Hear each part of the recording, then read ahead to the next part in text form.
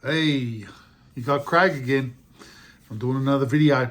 This one's about how I perceive life, how it works. How does life work?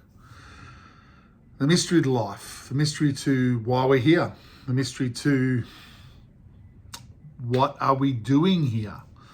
What are we trying to get out of this?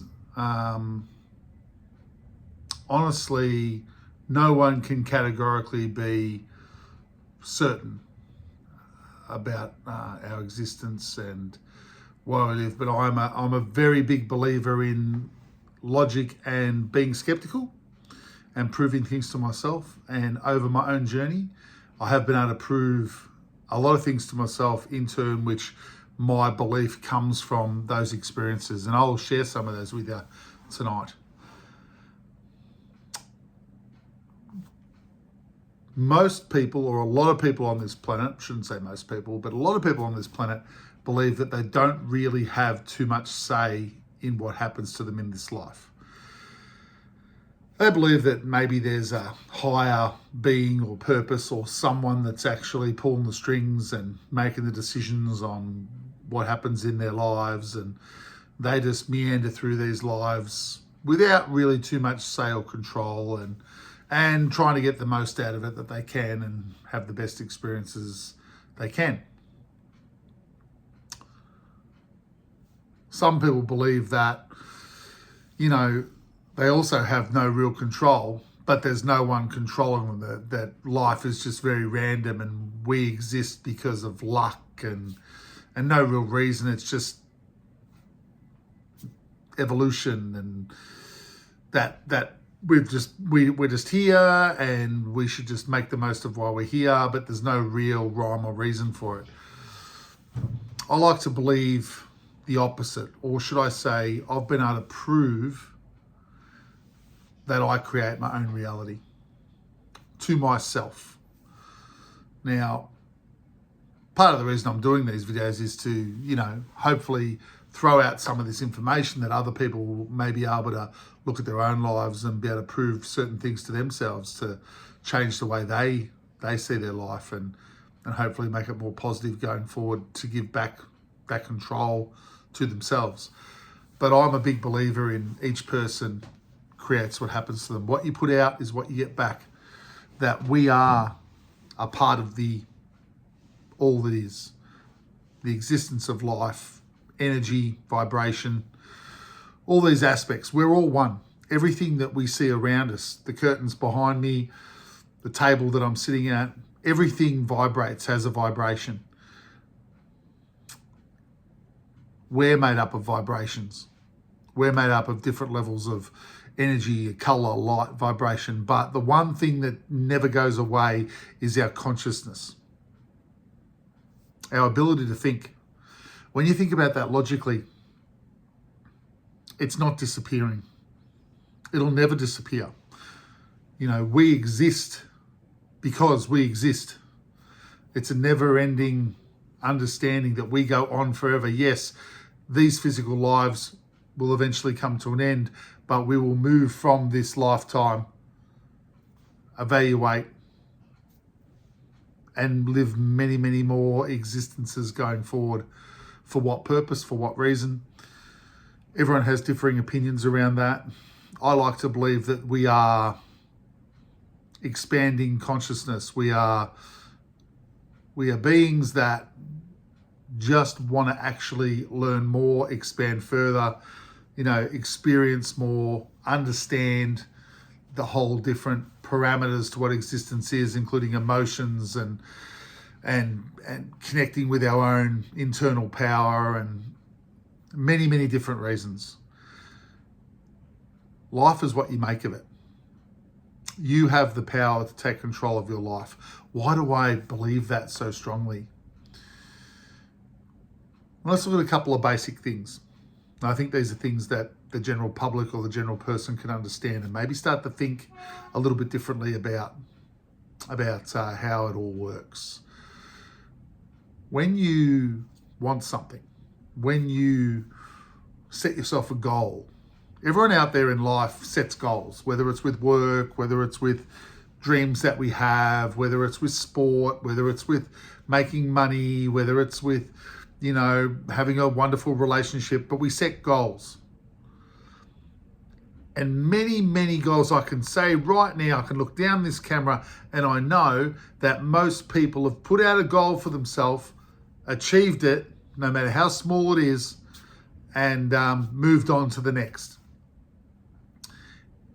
I'm going to say this to you all. If you have created and achieved one goal in your life, if you've put out something that you've wanted and it's happened to you at some point futuristically, then you've just proven that you create your own reality. You see, you can't create part of the reality. You can only create all of it or nothing. There is no grey. So you're either in one camp or you're in the other camp. Regardless of who says and thinks that if someone else is doing this to me or if no one's doing this to me, but it's certainly not in my control, you're on that side of the fence if you believe that. But when you believe that you create your own reality, you have to believe it 100%. You can't create just the couple of good things that happen, but you don't create all the bad things that have happened. Now, that's a whole nother conversation that I'm going to dive into now. The perception of good and bad experiences. When you go through and travel through your life and over many years have many, many different experiences, often when people look back at their life, they find that the things that they thought were quite negative at one time, actually they learnt certain things from. And because they went through those things and learnt those things, that brought them to a place in a future that actually turned that into a positive experience. I'm a big believer that all things we go through are actually positive. Now, some things that we go through in life can be really terrible and seem really horrific at the time and very controlling, and all types of different things that can go wrong in life or experiences that can be perceived as negative at the time. But when you step back from the life, when you deal with that issue, when you move forward and you step out of those issues and you start to create really positive experiences because of what you've learnt from that other experience, suddenly you transform your life to a much higher level, and your life can go to a level that maybe you've never even dreamed of it getting to. But you would never have got there if not for that so-called negative experience at the time. I think it's really about stepping back from the experience. It's like trying not to get caught up in other people's stuff, and also being able to look at a period of time or an experience that it may not seem too positive now, but understand that it is going to be positive. It's going to turn into positive. That actually can help you deal with it and move through it in a more positive way also. So I really implore you guys to, stop, breathe, step back from the things that sometimes don't seem so great, but trust in the flow of life that you are creating. Now, I'm going to tell you a little story, something about my life and something that helped to prove certain things to me. Now, obviously, this is a story to everyone else out there, but you can take it what you like, you can chuck out what you don't like. But when I first started dealing with a lot of my issues when I was quite a bit younger, I found myself going to visit a clairvoyant. Never was quite fearful of the idea of a clairvoyant or someone that could tell the future. Didn't understand anything that she was into. But what I found is her aspect to life was very much about taking control of your own life, not anyone else, just totally taking back your own power and taking control. I had a dream when I was younger that I wanted to be a pilot. And through different circumstances, that never eventuated. I didn't end up joining the Air Force. That was something that I dreamed of when I was young and in school, and different things happened through life. that experience didn't happen, but it was always a dream of mine to fly planes and have that experience. And flights in planes, I've always loved the feeling of being in a plane. Anyway, after meeting the clairvoyant and going to classes and learning a few things, I met this individual that came along as a special guest, and that was someone that worked with crystals. And crystals are something that I'll talk about in the future. I have a pretty strong understanding of natural stones and the way they work and how they can help us as well. But natural stones, they're beautiful for starters. Semi-precious stones, precious stones, they're beautiful things. They've got, they all run on vibration and light and color. Anyway, I was invited along to this individual's shop to have a look at a few stones and get a real understanding or pick my first stone. And I'd never worn a crystal in my life. I didn't think they did anything. I was highly skeptical, if I'm being honest, at the time. Anyway, I was told, here's a cabinet full of all these different semi-precious stones. The idea was that you pick a stone that stands out to you, and that's the stone that your higher self is actually saying, we need that vibration to help us now with whatever you might be dealing with at the time. So I was looking over the cabinet, hundreds of stones, hundreds of different colors. There was a few pendants, and then all of a sudden I saw in the corner this little stone. It was a red and a green stone. The stone was called Unakite. For those who know crystals, might know the stone. And I found it, the red and the green really kicked off. I just noticed, it stood out to me. So I said, oh, that one looks all right. So I bought it. It wasn't expensive at the time. It was probably over 30 years ago. But so basically took the stone. I was told, now wear the stone. We're not going to tell you what it means. There was meanings to all the stones and where they worked. But the idea of this gentleman who in the future became one of my mentors said, look, wear the stone, go off, live your life, spend the next couple of weeks doing whatever you normally do, and then come back and talk to us and tell us if anything different happened during that period of time. So I had no idea what the stone was about. And back then, there wasn't really Google. People didn't have phones like they do today. And so there was no looking up what the stone meant. So I wore this stone. I cleansed it. I can talk about those things at a later date about cleansing stones and why they do it. But cleanse the stone. So off I went on my normal life. So a couple of days passed. Didn't feel any really different. But I woke up probably the second day. It was a weekend. And I had this real sense of, geez, it'd be nice to fly in a plane. It'd be nice to do that. But that dream was from a few years before, and I started thinking about flying. I just found myself thinking about it, and I thought, I couldn't stop myself thinking about it. And I thought, well, what can I do? I was young, I was an apprentice at the time, I wasn't making a lot of money. I thought, I can go out to the local airports in my area and maybe inquire about doing some private flying. And I thought, that's not a bad idea. So off I shoot to the local airport. It was a small airport, the local one to where I lived. And basically hopped out the car, went inside, stepped up to the counter. And back when I was younger, I had the long hair, I was into the heavy metal and loved all that aspect of life. And I walked up and I could see this pilot hops up from his seat behind the desk and comes to the counter, and he, in a gruff voice, he goes, "And what can I do for you, mate?" It was really negative. Came across really uncomfortable. I looked him in the eye and I just said, "You know what? You can't do anything for me." And I turned around and I walked out, because I've been learning or starting to trust in, if it doesn't feel right, you don't have to go down that path. You can make an instant decision to follow a more positive, passionate direction. And so I did.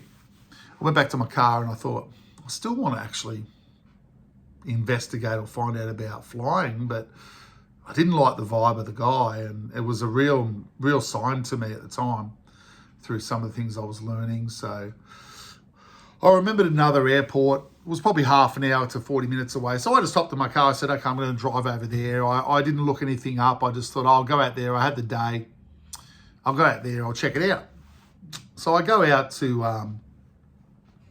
the airport there, and there was, what I found is at this particular airport, there was like rows of training schools. They had like, want to be a pilot, want to learn to fly. There was quite a few of them. And back in the day, the apprenticeship that I was doing was a painter and decorator. So that was my first real job. As I'm driving down this road, and I'm thinking to myself, how am I going to know like which place to go into? There was heaps. It was a much bigger airport, this one, and I was quite overwhelmed by the amount of schools and places to go. Didn't know where to stop. And as I'm driving down this one road, I see this sign next to this school sign that said painting aircraft. And then there was a school right next to it.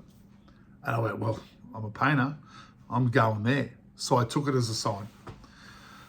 So I jumped out the car. Really beautiful day. Sun was out. I go over to the into the school and over to the desk, and I didn't know what to expect. And I stepped up to the desk and just standing there for a minute. And this young pilot, another one, jumps up from us, comes over just and says, "What a wonderful day it is for flying. Are you here to learn how to fly?" And I said, "I'd love to go for a fly." And he said, "Well, if you've got $20, we can be up in the air in 15 minutes. I put my hand in my pocket, into my wallet, pulled out my wallet, and I had one $20 note. And I whacked it on the counter and I said, "Let's go." And with a smile on this guy's face, the vibe that this guy was giving off was like, this guy's the top person. It was meant to be. I just had $20. That's all I had in my wallet. And it was $20 for an introductory flight. And so in 15 minutes, I was in a little Cessna, and we were flying up in the air, and he was teaching me how to go and dodging through clouds, and the excitement and the feeling was unbelievable. Felt like Top Gun, but the plane wasn't like Tom Cruise. It was much slower. But so it just, I found myself going, trusting, and I found myself in the right place at the right time. A passion that I'd come through my younger life, knowing that I would really enjoy. And I experienced that. I got to experience that. And it was all through intuition and trusting. And yeah, it was a great day. So a very high experience for me. And so another week or so passed, and I went back to the crystal shop where my friend that owned the shop was, and been a couple of weeks, and I'd worn the stone for a couple of weeks. And there were a couple of things that went on, but not as significant as that one. And so I go back into the shop, and he says, "Oh, how have you been? How have you been?" And I said, "No, I've been really good. I've done some really awesome things." He goes, "Tell me what you've been doing. Tell me if there's anything different." And I said, "Well, I started thinking about, my dreams to be a pilot that never ended up happening, and, through, life that didn't happen for me, and I never joined the Air Force. And so I went out to the private flying schools, and I found myself, I got a lesson, and I got to meet this great pilot, and he signed me up, so I'm going to be doing a few more lessons, and that's just, I'm very excited about that." And so it really sparked up and reminded me of the passion that I had for flying. I was just deep in wanting to do something that really meant something to me, that was a part of me that I just had to experience.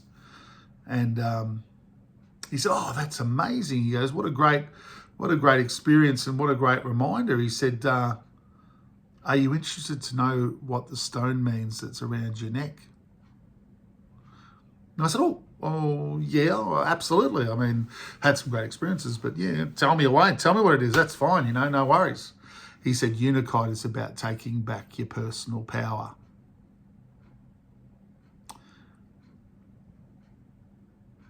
And I just looked at him, and honestly, I remember laughing.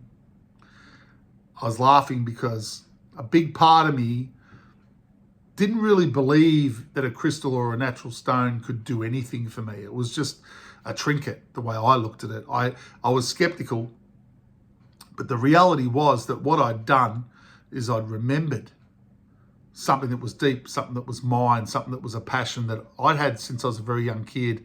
And I'd given away that power because I never got to join the Air Force, and life took me in other directions. And my higher self reminded me that it was a passion, and if you wanted to do it, it was there to do. And I believe strongly that that stone helped me lift my vibration in the area of power that I'd given away. So it helped me to take that power back and to do something that was truly from my heart, and truly something that I've always loved flying. Don't do it for a job, but I've always loved flying. And it's a passion. It's just part of my life. I look at flying and think, wow, flight's quite amazing. So through my experience, I basically found the belief in natural stones, and that I could actually create and achieve anything that I wanted to achieve. So it really started me on a journey of discovery. I spent many years working with crystals, and next video or one of the future videos, I'll dive into a bit more talk about natural stones and how I see them. But that was a great experience for me. Creating your own reality. People need to prove it to themselves, and you can prove it to yourself through giving yourself the reflection of your own life. Realizing that when you put something out there and it happens, you've just created your own reality. You've been the wizard. You are a wizard. Take back your power in your life. Create the things that you want. There's no limit to what we can do. I'm a very strong believer in that. Life's can be changed and adjusted and experienced in whatever way you want, because we are the center of our own universe. So it's not about looking for the answers out there. It's about looking for them in here. Okay. So I'm going to leave this video right there today, and I'm going to say, I'm Craig, and Craig's World rocks. And guess what? Your world rocks too. So you have a good night, have a good day, and I'll see you on the next video. Cheers.